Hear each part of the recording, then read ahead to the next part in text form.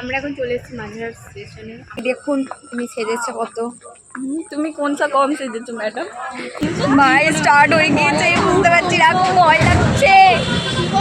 তোমাদের জন্য আমি রিস্ক নিয়ে ভিডিও করছি। আমি যেটা থেকে নেমে আমি এখনো মাঠের মধ্যে দাঁড়িয়ে হাঁটছি, মানে জলজ্যান্ত অবস্থা, এটা আমি বিশ্বাস করতে পারছি না। It bonds us to other people and it also creates shared experiences.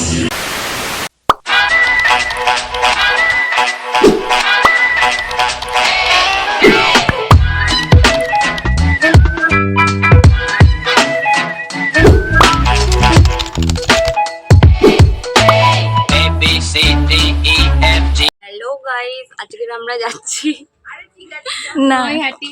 Hello guys, welcome back to our channel. আজকে আমরা যাচ্ছি নৈহাটি। এখন কটা বাজে? 8:48। আমাদেরকে 9টার মধ্যে বাস ধরতেই হবে, কিন্তু আমরা দেরি করেছি। 11:15 ট্রেনটা পাবো না। তো তাড়াতাড়ি করে যাই, যেহেতু অলরেডি চলে গেছে, আমরা ছুটবো এবারে। যেহেতু 9টার মধ্যে না গেলে আমাদের গাইস আমি সানগ্লাসটা পরতে চাইছি না। দেখা যাচ্ছে, আমাকে দেখা যাচ্ছে না দেখা যাচ্ছে, আমি সানগ্লাসটা পরতে চাইছিলাম না, কিন্তু ও পরেছে বলে, ওর নিজের অকওয়ার্ড লাগছে বলে আমাকেও গলিয়ে দিয়েছে। আমি একা ভেরি আনফেয়ার। ঠিক আছে, ওইদিকে আমাদের এগাতে এসছে, একটু দেখে নাও। ওই যে মা, টাটা।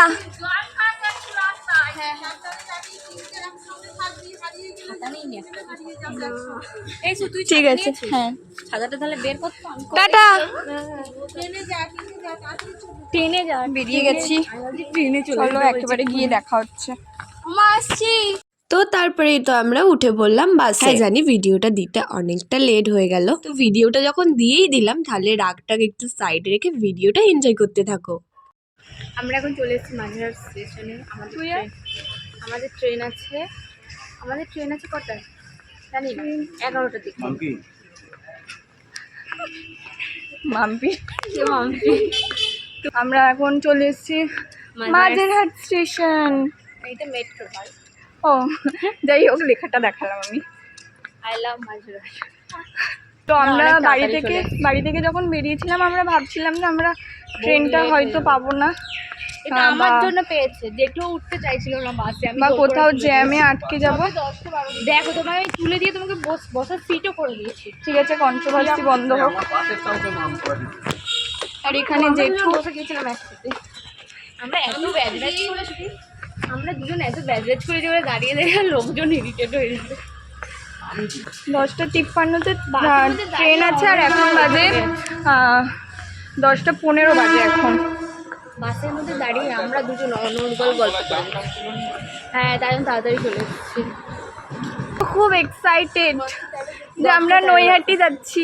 তোমরা যারা আমাদের ব্লগ দেখো, মানে অনেক দিন থেকেই আমাদের যারা ব্লগ দেখো, তারা তো জানোই যে আমরা আগের বছর থেকে নৈহাটি যাওয়া শুরু করেছি বড় মার কাছে। তো এই বছরও মা টানালো, তাই যেতে পারছি। দেখা যাক পরের বছর যেতে পারি কিনা। পরের বছর যদি এই বছরের মতো সুস্থ স্বাভাবিক যদি লাইফটা যদি থাকে, তাহলে তো আবারও যেতে পারবো।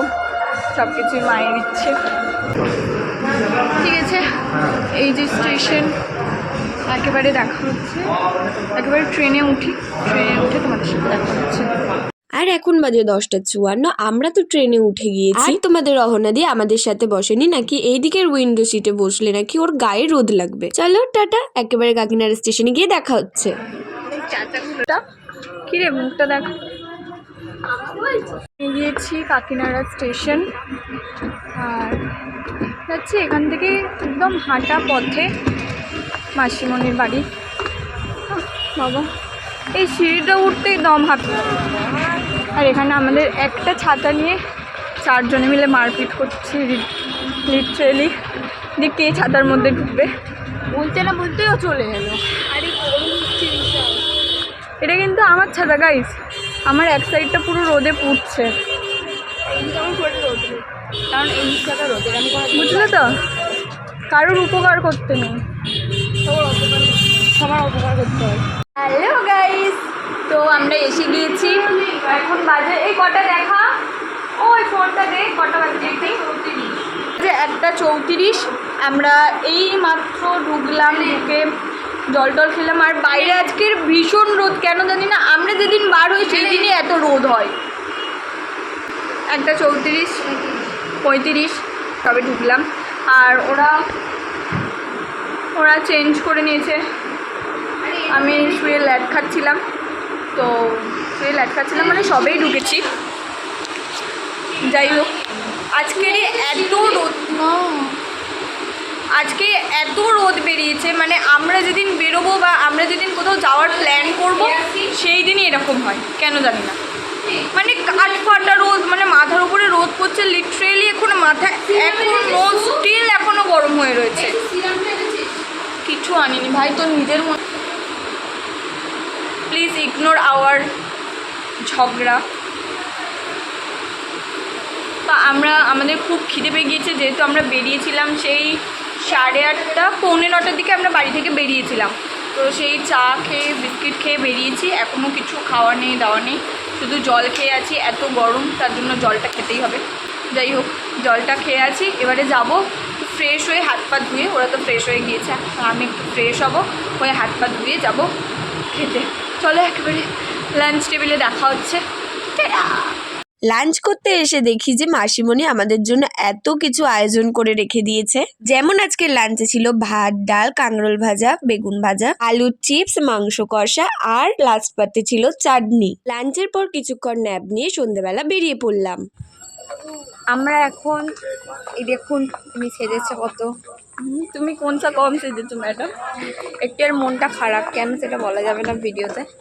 যাই হোক, একটু ডাউন চলছে, তাই জন্য আমি ব্লগটা আজকে এখন কন্টিনিউ করছি। এখন আমরা যাচ্ছি বড়মার মন্দিরে। এখানেও একটা ঠাকুর। হ্যাঁ, তো সুন্দর লাগছে এদিকে আয়, তুই এদিকে আয়, তারপরে তো তোকে দেখ। আর এই হলো আমাদের বড়মণি। বড়মণিকে দেখাতে হবে। হ্যাঁ বাবা, বড়মণি পইতে লাগবে না, চেনা বাম। আমরা এখন যাচ্ছি হচ্ছে বড়মার মন্দিরের কাছে। জানি না কতক্ষণ মানে যেতে পারবো কিনা আজকের আদৌ, কালকে আবার বেরোবো যদিও। কিন্তু কালকের অভিষেক বন্দ্যোপাধ্যায় আসবে বলে হয়তো আমাদের একটু তাড়াতাড়ি বেরোতে হবে, সকাল সকাল। আর এই রাস্তার লাইটিংটা দেখায়, এই যে দেখো কত সুন্দর লাইটিং, পুরো রাস্তাটা জুড়ে লাইটিং দিয়েছে।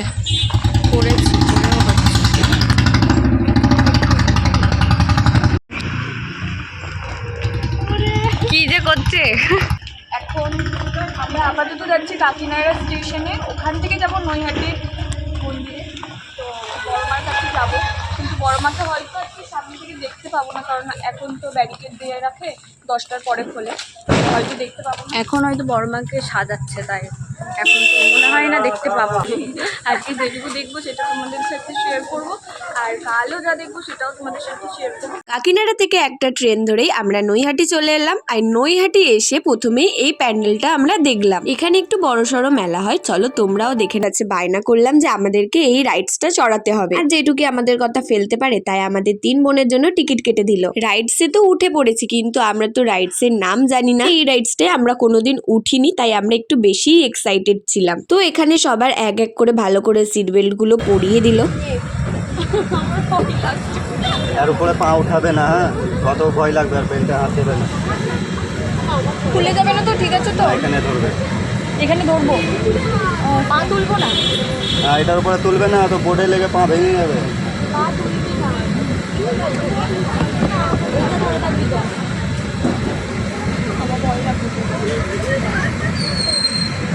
স্টার্ট হয়ে গিয়েছে, বুঝতে পারছি না, খুব ভয় লাগছে। তোমাদের জন্য আমি রিস্ক নিয়ে ভিডিও করছি। ফোনটা পড়ে যাবে না?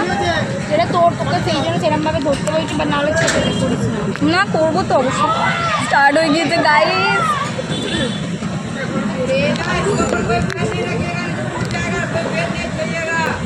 কি ওর উপরে পা রাখবে না, আর বেল্টে কেউ হাত দেবে না, কত উপরে ভয় লাগুক, বুঝলে? ঠিক আছে, সব টাইট ফাইট করে দিয়েছে, একদম ওকে আছে। রাখতে চালাবে।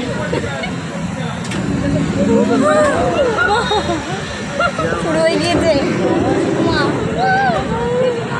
কি হচ্ছে রে?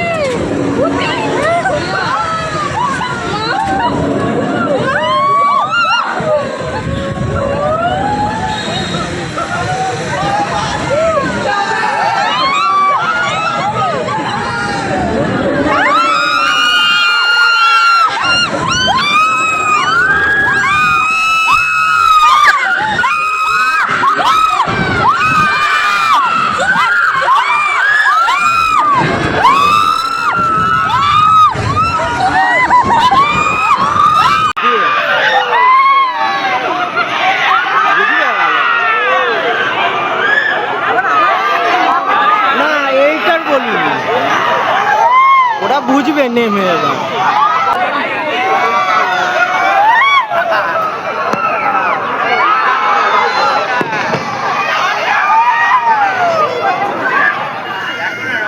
বাড়ি চলো এবার না বলে এখান থেকেই বাড়ি চলো।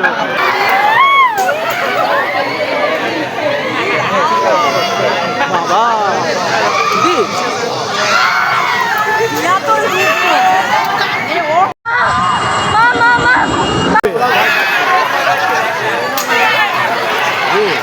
কি পড়ছে নাকি?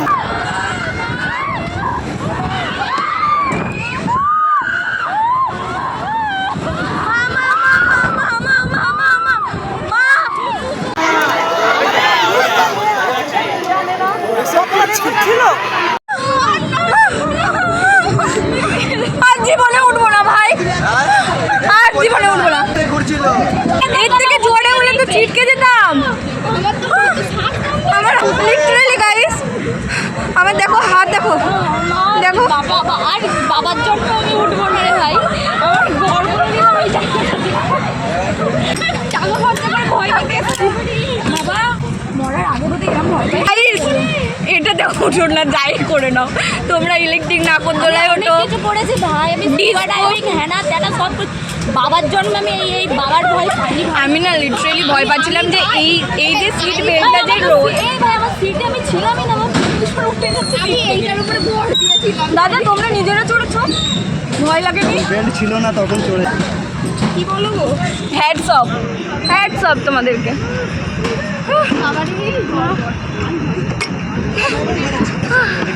দাঁড়াও একটু স্টেবল হয়নি, তারপরে আবার ভিডিও বানাচ্ছি।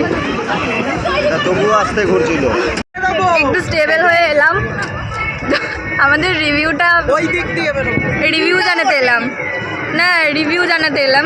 হয়তো পুরো ভিডিওটা দিতে পারবো না, কারণ আমি বিশাল ভয় পেয়ে গিয়েছিলাম। তো আমি ভিডিওটা অন করে হাতে রেখেছিলাম, কিন্তু ভিডিওটা না ঠিকভাবে হয়নি কোনোভাবে, ঠিক আছে। এবার তো আমি তো হাতে তো আমি এটা বলি, আমি যেটা থেকে নেমে আমি এখনো মাঠের মধ্যে দাঁড়িয়ে হাঁটছি, মানে জলজ্যান্ত অবস্থা, এটা আমি বিশ্বাস করতে পারছি না, এত বাজে। মানে শেষ করার আগে যে রাউন্ডটা দিয়েছে না, ওটাতে মানে যেন মনে হচ্ছিল আর থাকবো না, ওখান থেকে ছিটকে পড়ে যাব।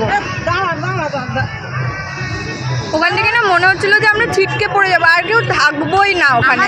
আমি সিটের সাথে কোনো লিঙ্কই ছিল না, আমার ওপরে তুলছে, আমি পুরো ঝুলছি, আমি সিটে বসেই ছিলাম, মানে পুরো আমি তোমাদেরকে তো এর আগে তো তোমরা ভিডিওটা দেখতে পেয়ে গেছো অলরেডি, ঠিক আছে। মানে আমি এই যে পুরোটা তো ক্লিপ নিতে পারিনি, দাদা ছিল, ওই ক্লিপটা দেবো।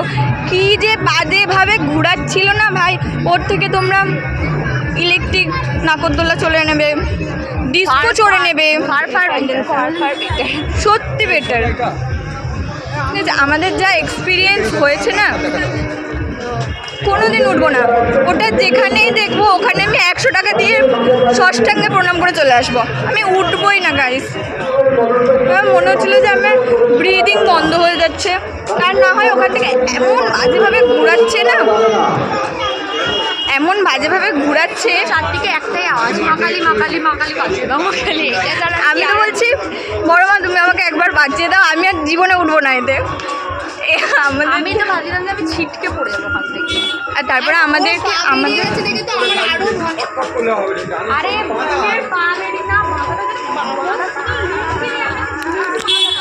আর তারপরে হচ্ছে আমাদের যখন ওটা যে চালানোর আগে আমাদেরকে বলে দিয়েছিল যে পা কেউ বের করবে না,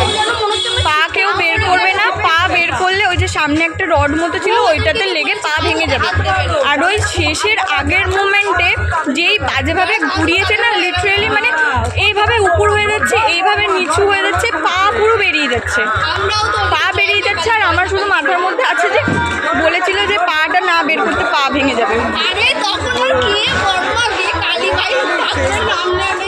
কেন সবাই ডিসকাশন চলছে কার কি অবস্থা হয়েছিল, যেহেতু আমরা 3 জনেই উঠেছিলাম, 3 জনের একটু বেশি সাহস, আমাদের সাহস আজকের বেরিয়ে গেছে।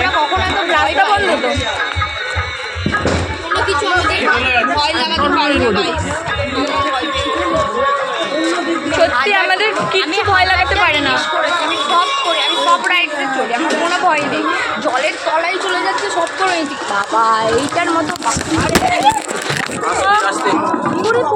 এখানে এটা ছিল স্লিপ। বসে একটু বসে না না ঠিক আছে,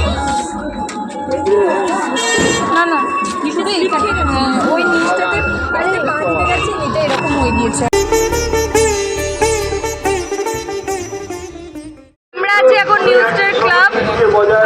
তো এখানে লাইটিংটা খুব সুন্দর, কতটা কথা শুনতে পাচ্ছ বুঝতে পারছি না, ঠিক আছে? এবারে চারদিকে গান চলছে তো ওই জন্য সব জায়গায় মানে ভয়েস দিতেও পারছি না আমরা। এই লাইটিংটা একবার দেখে নাও, বিশাল গরম গাইস, দেখো একবার লাইটিংটা।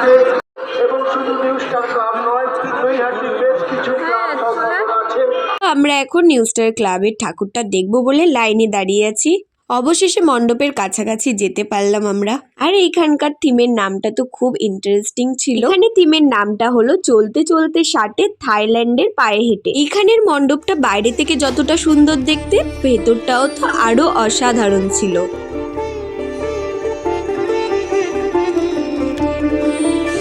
আর বিশেষ একটা কথাই বলতে হয় যে প্রতিমাটাও অসাধারণ ছিল। প্রতিমার গায়ে ছিল 60 কেজি সোনা।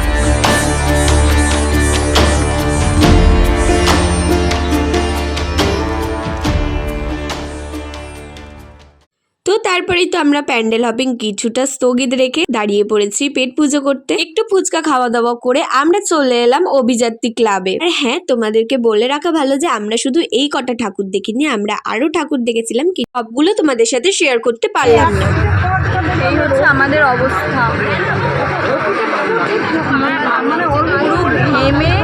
পুরো ঘেমে আমাদের অবস্থা শেষ, ঠিক আছে? আমি জানি না আমি এই ভয়েসটা দিতে পারবো কি, কারণ হচ্ছে সামনে এত জোরে গান বাজছে, কপিরাইট খেয়ে যাবে। আমাদের কারেন্ট সিচুয়েশন যেটা ড্রাগনের খারাপ। আমরা এখন আছি অভিযাত্রী ক্লাব, বিশাল লাইন, সেই লাইন। প্রায় 30 মিনিট মতো লাইন দেওয়ার পরে আমরা ফাইনালি মণ্ডপের সামনে এসে দাঁড়াতে। তোমরা এতখানি বুঝে গিয়েছো যে এই মণ্ডপের মেইন অ্যাট্রাকশন ছিল লাইট শো। পুরো লাইট শোটা আমি তোমাদেরকে দেখাতে পারলাম না, কারণ লাইট শোর সাথে মিউজিক চলছিল, আমাদের চ্যানেলে কপিরাইটের। এই পর্যন্তই আমাদের প্যান্ডেল হপিং ডান। আর যেহেতু ফুচকা খেয়েছিলাম, ফুচকার পরে একটু আইসক্রিম না খেলে হয়, তাই আমরা দাঁড়িয়ে পড়েছি অরুণ আইসক্রিম খেতে। আর আমাদের তো সকলের ফেভারিট অরুণ আইসক্রিম, তাই আমরা যে যার পছন্দ মতো একটা করে আইসক্রিম চুজ করে নিলাম। আর আমরা আইসক্রিম খেতে খেতে চলে যাব বাড়ির উদ্দেশ্যে। আর রাতে বাড়ি ফিরে ডিনারে খেলাম আলু বিরিয়ানি আর মাসিমণির হাতের মাংস কষা, যেটা দুপুরেই মাসিমণি করে রেখেছিল। চলো আজ ভিডিওটা এই পর্যন্ত। তোমাদের ভালো লাগলে like, comment, share and subscribe করে দিও।